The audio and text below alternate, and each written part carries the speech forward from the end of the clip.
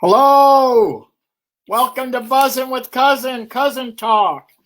How's everybody doing today? Everybody being safe? Hope everybody had a great Thanksgiving. We got a great show today, but before we start, Saturday was Small Business Saturday. And some of these small businesses here locally, they've got some great products, and let's help them out. Let's shop locally and small business. Let's continue to support these small businesses on the Monterey Peninsula. Okay, great. So we have our guest. He's back from popular demand. He was one of our earlier shows, and people kept asking me, when's he coming back on? So he's back. Let me introduce Monterey's historian, one of Monterey's historians, Tim Thomas, known as Tim Sardine. Hi there, Cousin Johnny. Hi, Tim. Welcome to the show. Thank you. How you doing, Tim? I'm doing good. How about you? Yeah. And I should say that every day is small business Saturday, right? That's it. That's right, Tim. Yeah. And so today we're going to talk about a very interesting subject: the Japanese influence on the Monterey Peninsula.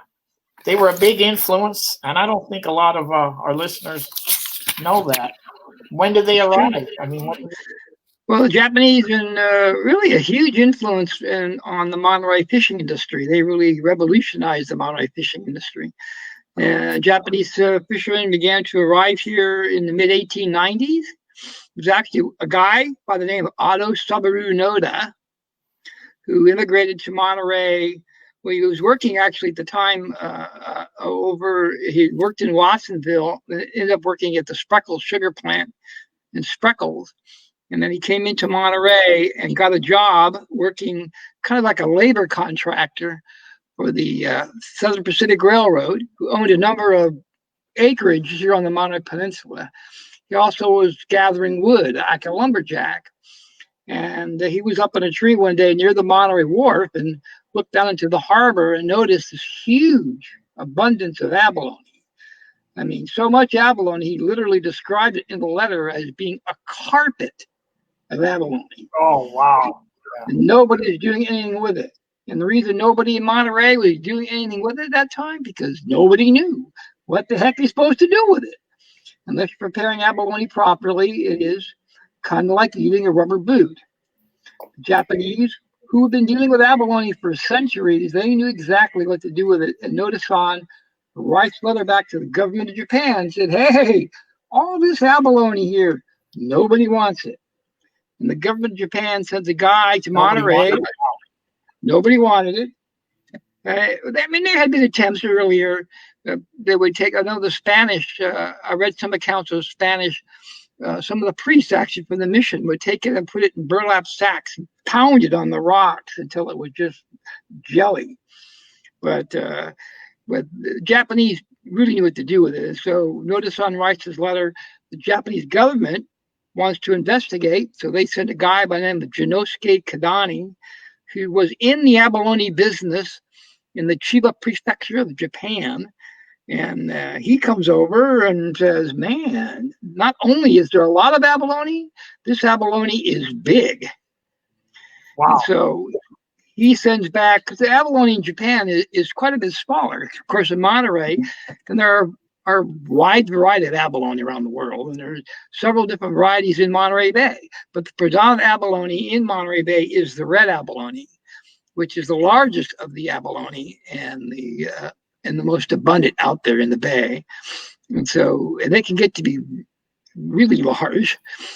And so Kodani sends for abalone divers, known as AMA, or free divers, to come and establish a Japanese abalone fishery here in Monterey. And then between that time, Noda actually leases a piece of property down on present-day Cannery Road on Ocean View Avenue. He leases this piece of property, and anybody who's listening knows Cannery Row. There's that big empty lot that's next Yeah. to the El Chorrito restaurant where they plan to put a marketplace kind of thing there. Yeah. He leased that piece of property and sent back to other parts of Japan, in particular Wakayama Prefecture, for other kinds of fishermen. And they came over and established a fishing camp on that very site right there.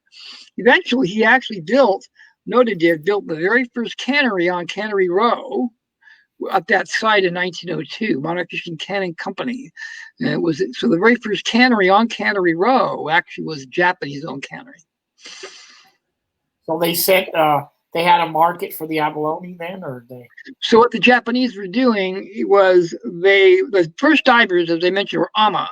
Ama is essentially translates to meaning sea people.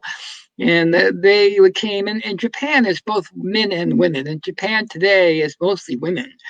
And they come in their traditional ama gear. Many of you have seen some documentaries or seen photographs. Typical gear was just a short little white cotton outfit, actually shorts, a little white cotton outfit, pair of goggles. And the goggles actually had pig's bladders on the ends of them that they would squeeze. It helps release the pressure. And they would actually go into the bay without ama, which means they're free diving. There's no air. And they would dive abalone. But the bay was pretty cold. And these guys learned that pretty quickly. So around the turn of the 20th century, in Japan, they were experimenting with helmet gear, the big heavy brass helmets and the heavy canvas suits, and they sent for helmet divers. And they came over again to helmet dive for abalone in Monterey Bay. It was far more efficient, and the helmet diver could stay down there all day. Now these ama divers, and it was tradition in Japan, and they were ama divers in Monterey into the 1920s. And how they would operate, they'd operate off of a boat, and they worked in pairs. And so on the boat would be a barrel right in the middle of the boat, or a fire would be going constantly. And then the divers would take turns going in and out of the water. So when the one diver would go in, he'd tie a rope around his waist, and then he would follow the anchor line down to the bottom, and the rope would follow this pulley system down and onto the diver. Then when the diver's ready to come up, and these divers, by the way, these ama divers could hold their breaths in some cases up to 3 minutes. I defy anyone to hold his breath for 3 minutes. And then when he's ready to come up, his partner on the boat would take the other end of that rope, which had a weight tied to it, usually just a big granite rock, and throw it over the side of the boat that would pull that diver straight to the surface. And he'd warm himself up by the fire while his partner went in and continued to collect abalone. But it was just more efficient to be helmet divers. And so because the helmet diver could be down there for hours at a time. And so they began to helmet dive. Well, even for those guys, the water was pretty cold. And so they actually would take wool sweaters, and they would tear the wool sweaters apart, and they would knit this wool underwear that they would wear, pretty thick. And they would put on a pair of that, sometimes 2 pairs of that, put on their clothes, put on the heavy canvas suit, and attach about 65 pounds of the lead weight to their front and back. They would tie lead to their shoes, bolt on the helmet, which had a hose attached to it, and go down into the Monterey Bay. In the early days, they were hand pumping the air down to the diver. You go down 30 or 40 feet into the Monterey Bay. The deeper we went, the harder it was to pump. Then in the 1920s, they put air compressors on the boat. So pushing the air down to the diver with a motor. So now that diver is going down 40, 50, 60, in some cases as deep as 100 feet into the Monterey Bay. But at that level, you can't see very much. No. You can't really see anything. So they really crawl themselves around the bottom, feeling their way around. So they wouldn't stay down there that long, and they worked their way up very slowly to a 30-foot level. At 30 feet, they could stay down there all day without getting any problems like the bends and things like that. So there was a company in Tokyo. Go ahead. I said that's dangerous. Very dangerous. It was very dangerous. The Japanese are very safety conscious, and they did lose divers, but very rarely. And it wasn't because of diving, because of equipment problems. It was other issues, like there would be a storm or something like that that would cut the diver off on the boat. That had rarely, but it did happen. Yeah. Now you were mentioning the helmet. Right. Is that the same situation that they had for the hard hat divers that worked Exactly. on the fish hoppers? Yeah, exactly. Yeah. That was a guy named Eddie Bushnell who did all that. Eddie Bushnell also dove abalone for Popper and the Stolzer, the abalone king. Yeah. He was the guy who took care of the hoppers. And can you like for the listeners out there that don't know what a fish hopper is, can you explain what a fish hopper is? Sure. So the sardine hoppers, the fish hoppers, first made their appearance in Monterey in 1926 when the big sardine boats called purse seiners, which refers to the type of netting that they use. These were big boats, and they were too big to get close to the canneries to unload their fish. And so they had to come up with a system to unload their fish. And Newt Hogan, Hogan's cannery, had seen these kind of hoppers out in the agricultural fields here in California. The hoppers right in the middle of the field, and then the workers would dump their fruits and vegetables into the hoppers. Then they would go by conveyor belt into the cannery. And he figured, why can't they work out into the bay? So these things were constructed, and they were worked with a marine pump and a steel pipe. They're put out by Eddie Bushnell and his crew. They actually had to lay pipe for these things. They actually put dynamite to blast it out to do that. And so the fishermen go up to these hoppers and dump their catch into the hoppers, where they're funneled down to a very small, you can see my hands here, very small hole, square hole in the bottom of the hopper. Then the fish would be sucked into the canneries. And these hoppers could take up to 70 tons an hour. And the force was so strong, it literally would scale the fish as they went through them. Every cannery had at least one. Some of the bigger canneries had two of them. And Monterey Bay is the only place in the world where this system was used. Nobody else ever used these systems. Of course, nobody else really needed to. Monterey was, just because the way Monterey Bay is, they just couldn't get those boats close to the canneries. How far was the hopper from the cannery? So they were about 500 feet offshore. Yeah. And if you take a walk along people take a walk along the wreck trail across from the Coast Guard pier, you can see one there on the graph. Oh yeah, I've seen it. That's really great. Looks like kind of they're all made out of redwood. I'm sorry? But that's a fish hopper. That's a sardine hopper, right? Yeah. Just like the Shake family has the restaurant, the fish hopper. That's right. That's why it's called the fish hopper. People probably think it's some guy just hopping around, it's historical. Yeah. Right. But that exhibit or that monument that you're talking about, I think it's at San Carlos Beach. Right. There's I don't know if you said it, but San Carlos Beach by the Coast Guard Pier, there's a monument of a helmet, and it has all the divers. That's for Eddie Bushnell and those guys that did that kind of work. Yeah, there was only a few of them. Some of them were, and there was a couple of Japanese guys that did that too. It's really, if you're ever down there, check it out. It's really kind of emotional that these guys were instrumental in the cannery. They were like the linemen, they got no credit. They were just blocking the whole time doing stuff, but they didn't get a lot of credit, but we're going to give them credit. Plus, they had to pull those hoppers out of the bay every couple of years to clean them, pull up all the old barnacles and stuff. Yeah. There's a lot of work involved in that. Yeah. Now, Jim, you were saying that there was a Japanese sardine fleet.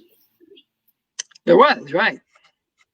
So when people think of the Monterey sardine fishery, we, of course, think of the Sicilian community. It definitely really was a Sicilian fishery. Sicilians coming here about 1906 to fish sardine as a small secondary fishery. They were brought here by Frank Booth. They already worked for him at that time up along the Sacramento River fishing salmon. And at that time, salmon was the big fishery in California. In Monterey, it was mostly Japanese fishermen who were doing that. And to give you an idea of how large that was, at the end of the 1909 salmon season, and the salmon season then lasted 3 months, May 15th to August 15th, the Monterey Daily Cypress, which was the local newspaper in 1909, reported at the end of that season that there were 185 salmon boats fishing in Monterey Bay. 145 of them were Japanese owned, catching an average of 1 million pounds of king salmon in 3 months. Man, I don't million. think. Wow. Wow. In 1909 salmon season, they caught 1,500,000 pounds of king salmon. In 1910, they caught 2 million pounds of king salmon. That's crazy. That is crazy. Wow, so that's salmon. So Booth came here to fish the salmon, and then said, "Notice these large sardine appearing in the bay at the end of the salmon season. They always appear usually in the middle of the summer months." And so he needed fishermen to fish these sardine. Most of the Japanese were already leaving Monterey at the end of the salmon season to go work in the ag fields in the Central Valley of California, only to return in the spring. So and as I'm sure most people can understand, at the turn of the 20th century, unfortunately, there was a lot of anti-Japanese sentiment in the United States, coming primarily from white workers who were convinced the Japanese are coming to take their job, which actually wasn't the case. But in 1905, Mr. Booth says to the local newspaper, "I'm not going to hire any more Japanese," which was really an easy call for him because he didn't really mean it. He was still going to buy salmon from them when they returned in the spring, and he also had a number of Japanese workers inside his canneries. But it was that instant he sent for these Sicilian fishermen to come to Monterey to fish these sardines, which eventually, by the way, as I'm sure most people know, the sardine fishery in Monterey becomes the largest fishery of a single fish in the history of the United States. Wow. It catches an average of 235,000 tons of sardine out of Monterey Bay between 1915 and 1950. But how did we get there? How did we become this large fishery? How did the Sicilians become the big fishermen in here? Yeah. Well, all that salmon, about 90% of it, that 1 million pounds of salmon that were being caught here, about 90% of it was going to Europe, going mainly to Germany. That's where the market was. In those days, people in the United States ate sardines almost on a daily basis. Kind of like we eat potato chips or crackers today. People ate sardines. But the sardines they ate were those little guys, those ones coming from the North Atlantic, coming from Norway, coming from France. France was a big sardine producer at the turn of the 20th century. And what happens in the world in 1914? World War I. Because of all that salmon going to Europe, all those sardines coming from Europe, and they just switch and began to heavily fish sardine along the West Coast. The worst sardine canon is in New York State and Maine, but those guys couldn't fish because there were German submarines out there in the Atlantic. So in 1915, there were 2 canneries operating in Monterey. There were maybe 60 Sicilian fishermen here. At the end of World War I, 1918, 1919, there were 9 full-time sardine canneries along the Monterey waterfront and almost 400 Sicilian fishermen here. Wow, 400, yeah. At the Hovden Cannery, where is the location of the Monterey Bay Aquarium, I was a young child, 13, 14 years old, and I'd look in and my grandmother would be on the line just going, he'd just walk in, they never said anything, and my grandmother would be going, packing sardines. It's hard work. Hard work. I really, as a child, it's like, God, this stinks. You know what I'm saying? But something? Right. I wish I had stink right now. I understand that. I understand what you're saying, man. It was a beautiful year, right? Yeah. But you should know that, too, that the Japanese in Monterey were also starting fishermen, and in any given year, the starting fleet could comprise of up to 20% were Japanese fishermen. A lot of them are coming up from Southern California to fish sardine. So in Monterey, the sardine fishery started in August 1st and went to February 15th. In Southern California, where most of the Japanese were living at that time who fished, where the sardine season would start in October and run all the way into April. And so these guys would come up in August and fish. They could fish almost all through April. So it was a big deal here. And also, this is really important. Monterey is the only place where the fishermen had one union. Where in Southern California and Northern California, all the ethnic groups had separate unions. In Monterey, they had one. And I think that's primarily because Monterey is a small town. These guys all grew up together. They all played together. They all went to school together. But the real key, these boys all played baseball together right across the street where I am right now at Max Ballpark. And it was not uncommon for these young Japanese boys to learn to speak some Sicilian before they learned to speak English, or those Sicilian boys learned to speak some Japanese before they learned to speak English. Yeah. That's great. So they worked together. It was not that uncommon. It was. That's really great. Yeah. I want to get back to the abalone now. When they created that market that created the abalone restaurant, Pop Ernst. Well, what happened is the Japanese, because there wasn't any real market here in California locally for it. Nobody wanted it. They were experimenting with it. They used to take it in and they would put lye on it to try to soften it up, things like that. But this wasn't a big popular thing. So the Japanese actually were drying all that abalone and shipping it back to Japan. They're also shipping it to China and to Australia and to Hawaii, where there were large Japanese communities that lived there and Chinese communities that would live there. And in Japan, dried abalone is a very big deal. It still is today. It was considered to be a good luck, actually. And at New Year's or at weddings, oftentimes on a wedding card, there'll be strips of dried abalone because it's considered to be good luck to have that. But here locally, they began to can abalone, just like they're canning sardine, trying to get a domestic market for it. But that was also kind of difficult.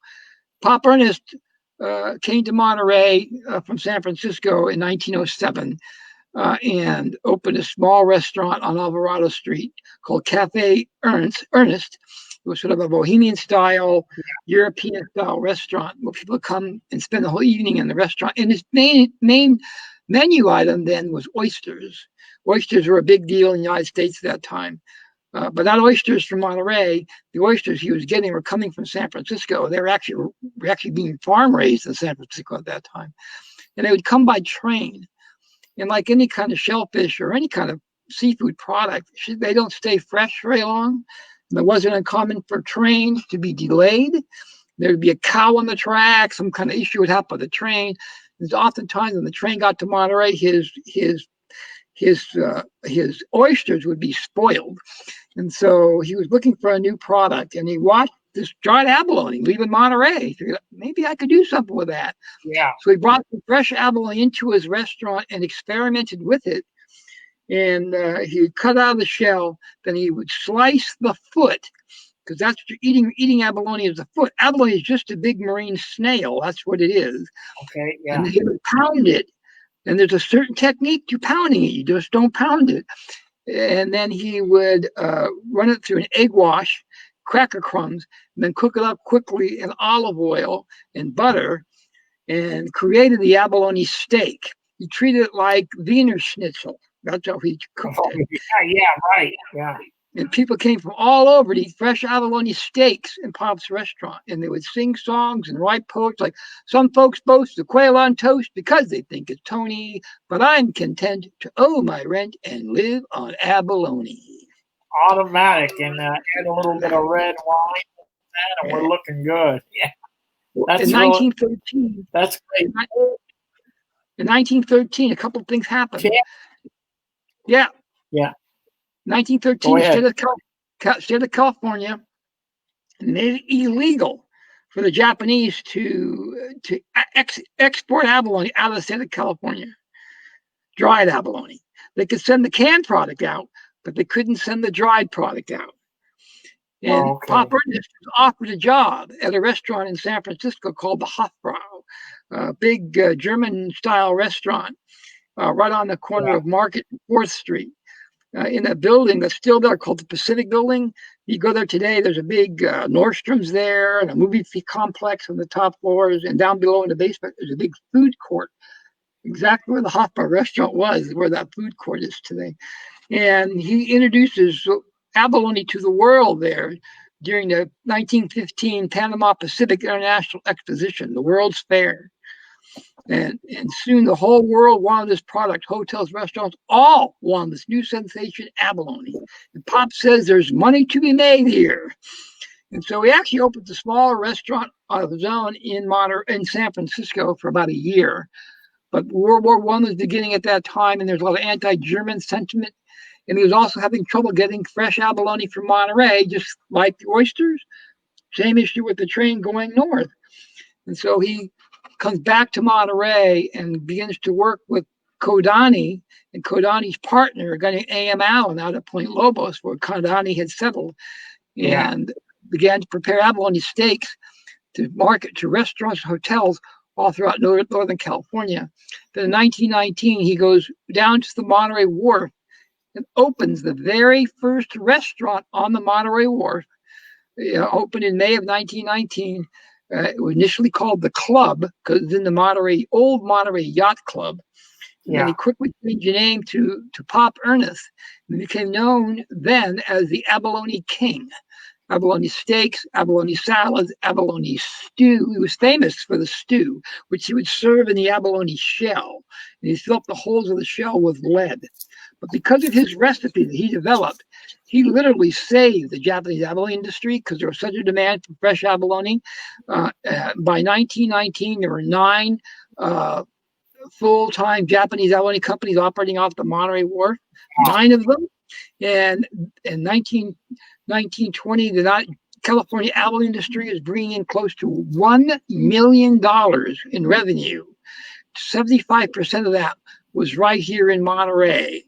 And because of all of that, prior to World War II, 80% of the businesses on the Monterey Wharf were Japanese-owned businesses, fish markets, abalone processors, all because of Pop Ernest's recipe that he developed in Monterey in about 1908. Tim, did you say where the location was for his restaurant? Where is it? Like Pop's restaurant? So people remember Monterey. Remember Cerrito's restaurant? Yes. That's where it was. So Pop family ran that restaurant until 1952. Pop died in 1934, but his 2 sons continued to run it until 1952. And they sold it to the Cerrito family. It became Cerrito's restaurant until it burned down in 1973, I think it was when it burned. I remember that, yeah. Wow. Yeah. Wow, Tim, this has really been really great. Tim, I could sit here and talk to you for about 4 hours. Thank you. And I'd love to do that. And I'm happy that you came back on the show. And anytime. I hope that maybe, in a month or a little longer, maybe you come back on again because we love Monterey history. Now, Tim, before I let you go, you still do a tour on the first Saturday of the month, right? I actually still do the tours now on the first Sunday. Sunday of the month. I do have one this Sunday, but because of the pandemic right now, I can do the tour, but I only can take so many people on it, and I'm actually already filled up for this Sunday. It's not for very many people, but that's all I can do. Okay, so normally everybody listen, first Sunday of the month, correct, meet him in front of the wharf for what, 10? At 10, but you need to make a reservation before. And how do you do that? You can reach me by email at timsardine@yahoo.com. Okay, great. I'd like to take that tour, and it's just all of the Fisherman's Wharf. It's really around the neighborhood of the wharf. So Okay. we go on the warp as well, but it really is the whole cultural history of that neighborhood, and really a cultural history of Monterey is what it is.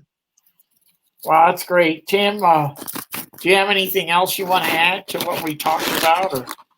Well, I want to tell you, I work with the Japanese American Citizens League. That's where I am right today in their historic building of the Japanese American Citizens League Hall, which is on Adams Street. It's been here since 1927. In that neighborhood where the swim center is, the sports center of Jack's Ballpark. Yeah, I know that. Old Japanese Japantown. Actually, it was a thriving Japantown at one time. Okay, We right. have we have a new museum that we just finished and completed and opened right when the pandemic hit. That we hope we will be able to reopen very soon, and you'll all come and take a look at it. It tells the history of the Japanese in Monterey, and a lot of that abalone stuff and popperness and all that stuff and sardine stuff is in that museum. Hey, Tim, that's really good news. I want you to know that, you got a platform on Buzzing with Cousin. Anytime you want to post something, feel free to post, and because we are interested, and let us know when that museum opens up. I will, for sure. Tim, I'd like to thank you for what you do in the community, preserving the Monterey history. And, us old timers, we love it. We don't get it. And it's good that now the younger people that are coming in could follow in our footsteps. So, thank Tim, you. We appreciate what you do, and thank you, and have a great day. You too. Bye. Thank you, Tim. Bye.